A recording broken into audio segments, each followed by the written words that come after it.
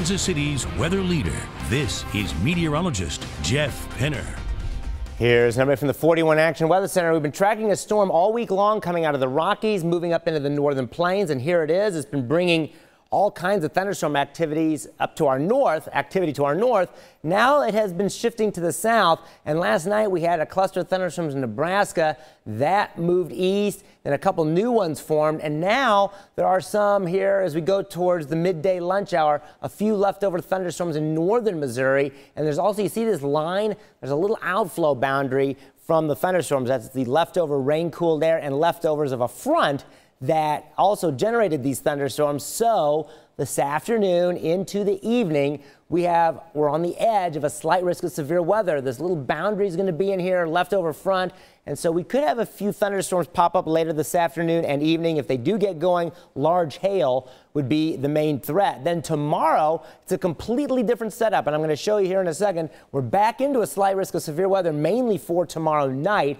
Hail damaging winds would be the main threat. So let's kind of go through this here at 4 p.m. There's this front here, and then there's also this outflow boundary you can kind of see by the winds. So with these two features, there could be a few thunderstorms around. We'll just have to keep an eye on it. But then the whole thing falls apart, weakens, and really gets going off to the east. And later tonight and into tomorrow morning is dry as we fall into the 60s.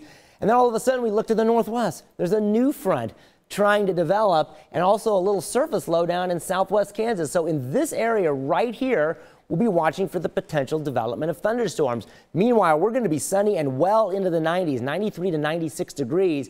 And then these thunderstorms are going to try to form, and the latest data has them mostly going to our south. And even a high pressure forms. There's so much downward motion, torrential rain and wind on the backside of these little things. You get these weird highs. I thought that was interesting to show. But if this is right, we don't get any rain tomorrow afternoon and night. It's all to our south and west, but it is something to keep an eye on. This could end up being just about anywhere.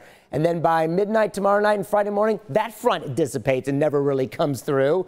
And then during the day Friday, here comes the next setup. We have a new developing front to the north and a low pressure area, and thunderstorms may fire there and then move in here Friday night and into Saturday morning. And then the front gets its act together for Saturday night, and that will move through with a chance of thunderstorms. Not an easy forecast. We're going to have to take it day by day. So today, 88, 20% chance of a thunderstorm at 4, 30% chance at 7, and 10 p.m. still a 30% chance of a thunderstorm. I say a thunderstorm because they're going to be few and far between, but something we will just have to kind of keep an eye on. And on the 7-day forecast, tomorrow the best chance is in the evening or night. It could get really hot out ahead of this.